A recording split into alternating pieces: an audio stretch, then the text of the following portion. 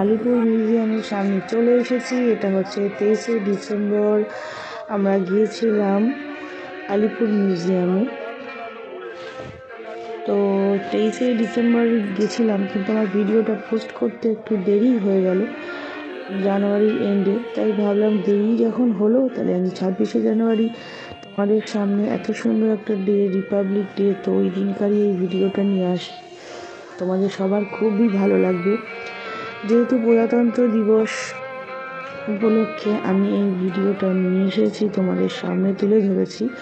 তো এইখানে যে আলিপুর মিউজিয়ামে সম্পূর্ণ বীর বিপ্লবী আর সৈনিকদের নিয়েই এই মিউজিয়ামটা তৈরি করা হয়েছে। ওই সময়কার মানুষের, বিপ্লবীদের জীবনযাত্রা কেমন ছিল সেটাই এখানে আমাদের তুলে ধরেছে। তো তোমাদের সঙ্গে আজকে সেটা আমি পুরো বিস্তারিত শেয়ার করব। তোমরা কেমন লাগলো অবশ্যই জানাবে, আর ভালো লাগলে তো সবাই জানো লাইক, শেয়ার আর সাবস্ক্রাইব একদম কনফার্ম। তো চলো, দেখতেই পাচ্ছ যে আমরা আলিপুর মিউজিয়াম ঢুকে গেছি। তো আলিপুর মিউজিয়ামে ঢোকা মাত্রই চারপাশের দৃশ্যটা এত সুন্দর লাগলো আমার। তো ধারে কাছে থাকি অথচ যাওয়া হয়নি, এই ফার্স্টই গেলাম। তো প্রথমে আমরা সোজা চলে গেলাম ভিতর দিকে, যেখানে জেলে কারাগারের সমস্ত বীর সেনাদের বন্দি করে রাখা হতো। তো সেখানটাতেই আমরা ফার্স্ট গেলাম। দেখতে পাচ্ছ যে এখানে যে ঘরগুলো দেখতে, গেট আটকানো কারাগার, এই সমস্ত জায়গাতেই বিপ্লবীদের, কয়েদিদের ধরে রাখা হতো। আর তখনকার দিনে তো এত সুন্দর বন্দোবস্ত ছিল না, তো কিছু কিছু জিনিস এখানে সেটাকেই তুলে ধরানোর চেষ্টা করেছে। তো বীর বিপ্লবীদের জীবনযাত্রা সত্যি খুব কষ্ট ছিল। তারা দেশের জন্য অক্লান্ত পরিশ্রম করে নিজেদের জীবন দিয়ে আমাদের দেশকে স্বাধীন করেছে। তো আজকের দিনে বলতে কোনো গর্ববোধ হচ্ছে যে কোনো বাধা নেই, যে তাদের জন্যই আজকে আমরা স্বাধীনতা পেয়েছি আর নিজেদের জীবন সুষ্ঠুভাবে বাঁচতে পেরেছি। ইংরেজদের হাত থেকে আমরা রেহাই পেয়েছি। নিজেদের স্বাধীন চিন্তাধারা, আমরা নিজেদের স্বাধীন মতামত অনুযায়ী জীবনযাপন করতে পারছি। তো দেখো, এখানে চিত্তরঞ্জন দাস থেকে শুরু করে সমস্ত বীর সৈন্যদেরকেই আর দেশপ্রেমী নেতাদেরও এই ঘরে তাদেরকে রাখা হতো। দেখো পাশে তারা থাকতো, ওই ঘরেই তারা খাওয়ার দাওয়ার সমস্ত কিছু করতো, ওখান থেকে বেরোতেই পারতো না। তো এখানে যেহেতু এখন কেউ নেই, তাই এগুলো সবই খুলে দিয়েছে আমাদের দেখার জন্য। তো দেখো এখানে হাত দেওয়া নিষেধ লেখা দেখতেই পেলে। আর এই দেখো ফাঁসির মঞ্চ, এখানে ফাঁসি দেওয়া হতো। আর এটা হচ্ছে ক্যান্টিন, এই সাইডে সব রান্না বান্না সাজিয়ে রাখা হতো, আর এক এক করে কয়েদিদের ডেকে এখান থেকে খাবার দেওয়া হতো। তো দেখো কি বলবো, এক কথায় বন্ধুরা, পুরো চোখ জোড়ানো একটা জায়গা। আর সত্যি ইতিহাসের পাতায় তো আমরা দেখেছি, পড়েছি, সবই জানি, কিন্তু নিজের চোখে দেখার সত্যি অনুভূতিটা আলাদা। তো দেখো এই যে ফাঁসির মঞ্চ, আমরা তো জানি প্রথম শহীদ হয়েছিলেন ক্ষুদিরাম বসু। তো তখনকার সময়ে তো আর আমরা ছিলাম না, তো কি হয়েছে না হয়েছে কিছুই জানি না। তো কিছু কিছু জিনিস যেগুলো তখনকার আমলে ছিল আর এখন সেটা আমরা দেখতে পাচ্ছি, তার কিছু কিছু অংশ সত্যি অভূতপূর্ব, এক কথায় অসাধারণ, অনবদ্য।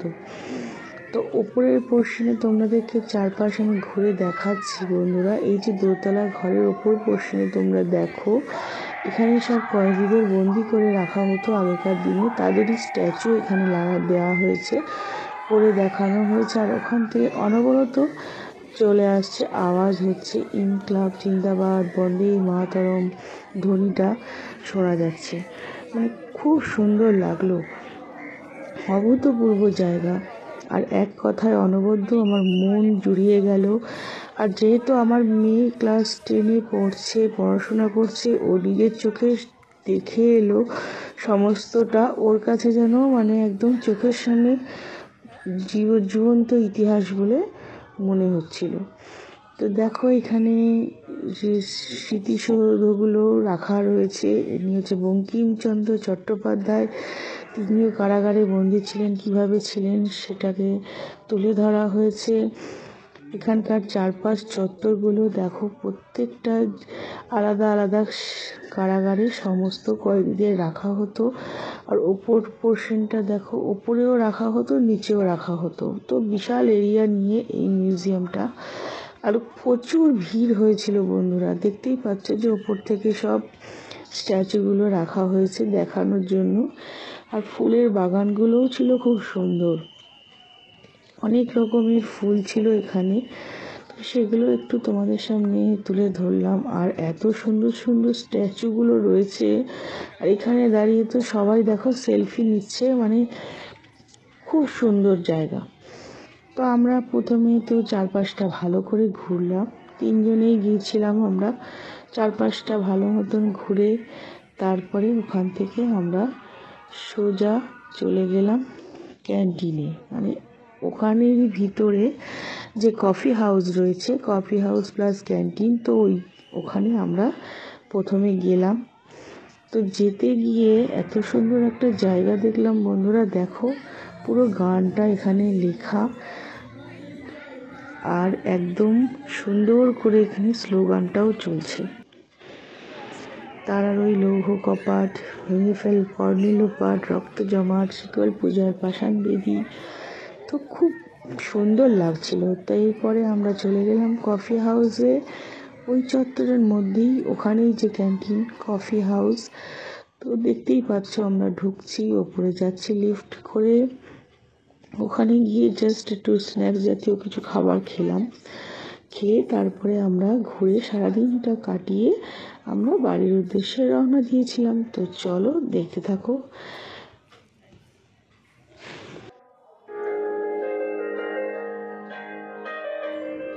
এত সুন্দর ক্যান্টিনটা সাজানো গোছানো, উপর থেকে পুরো আলিপুর মিউজিয়ামটার চারপাশ চত্বরটা দেখা যাচ্ছে। আবার এলইডি স্ক্রিনেও ওরা দেখাচ্ছে পুরো চারপাশটা, খুব সুন্দর লাগছিল। সাজানো গোছানো ছোট্ট ছোট্ট টেবিলের মধ্যে আলাদা আলাদা চেয়ারে, মানে যেন মনে হচ্ছিল আগেকার দিনের যুগেই চলে গেছি, পুরো একদম রাজার হালে বসে।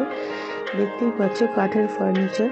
তো ওখানে আমরা কিছু খাওয়া দাওয়া করলাম, করে আমরা চলে আসলাম। এটা দেখো পুরো হাতের কাজের জায়গা, এখানে সমস্ত কিছু নিজেদের তৈরি করা ওনারা বললেন। তো এটা বিক্রিও হচ্ছিল, যার যেরকম ইচ্ছা সে সেটা নিতে পারে।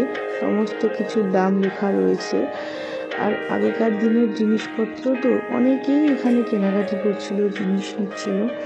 আমরা দেখেছি, কিন্তু এখান থেকে সেরকম আমরা কিছু নিইনি, কারণ জিনিসের দামগুলো প্রচুর ছিল।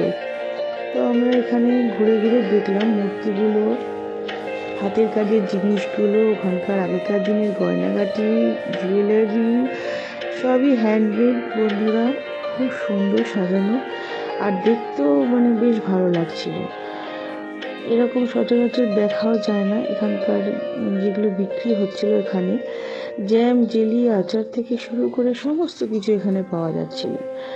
বেশ এখানেও কিছুটা টাইম আমরা স্পেন্ড করলাম, ঘুরে ঘুরে দেখলাম জামা কাপড়, কুর্তি, সব রকমের শাড়ি কালেকশন সবই ছিল।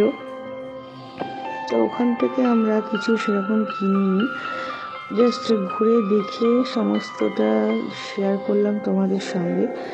তারপরে আমরা চলে গেলাম ঠিক অন্য জায়গায়। তো চলো কোথায় যাচ্ছি সেটা তোমাদেরকে তো অবশ্যই দেখাতে হবে। আমার হাজব্যান্ড হাত দিয়ে দেখছিল যে জিনিসগুলো কীরকম, আর অনেক লোকে নিচ্ছিলও আবার বন্ধুরা, কিন্তু আমরা নিইনি। দেখো এখানকার অভিনব জিনিসগুলো, চোখ জোড়ানো একদম। আর হাত দেওয়া নিষেধ ছিল, তাই আমি হাতে নিয়ে তোমাদের দেখাতে পারলাম না। প্রত্যেকটা প্রাইস ট্যাগ ওখানে মারাই ছিল, দামগুলো সত্যিই খুব বেশি ছিল। তো ওখান থেকে দেখার পরে আমরা বেরিয়ে গেলাম। বেরোনোর সময় যে আলিপুর মিউজিয়ামে আমরা ঢুকে সোজা চলে গেছিলাম, যখন ঢুকি তো পাশে গেটে গিয়েই আমরা ডান সাইডে গেলাম। ওখানে অনেক জিনিস রাখা আছে, সবাই ভিড় করেছে দেখলাম। তো তো আমরাও এগোলাম, গিয়ে তো দেখি অবাক কাণ্ড। এ কি, এই সমস্ত যে হাতের কাজগুলো সাজানো দেখতে পাচ্ছ তোমরা, যে মাদুর, চটের মাদুর দিয়ে করা বা বেতের বোনা যে কাজগুলো, শিল্পগুলো তোমরা এখানে দেখছো সব সাজানো, এগুলো আমরা কোথায় দেখেছি বলো তো? এগুলো আমরা দেখেছি সল্টলেকের FD ব্লকে।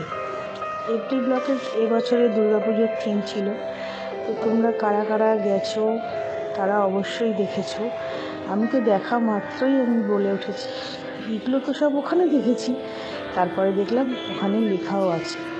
তো বেশ ভালো লাগলো, জিনিসগুলো এত কষ্ট করে মানুষরা তৈরি করেছে, নষ্ট না করে ওখানে সাজিয়ে রেখেছে, দেখে বেশ ভালো। তো তোমাদের পুরোটাই ঘুরে দেখালাম, এবার আমরা আস্তে আস্তে বাড়ির উদ্দেশ্যে রওনা দেবো।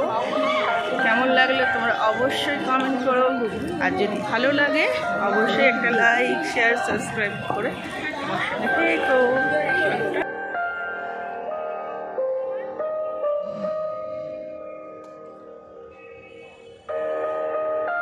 তোমাদেরকে পুরো আলিপুর মিউজিয়াম চত্বরটা ঘুরে দেখালাম। তো দেখতে দেখতে আমাদের সন্ধেও হয়ে এলো।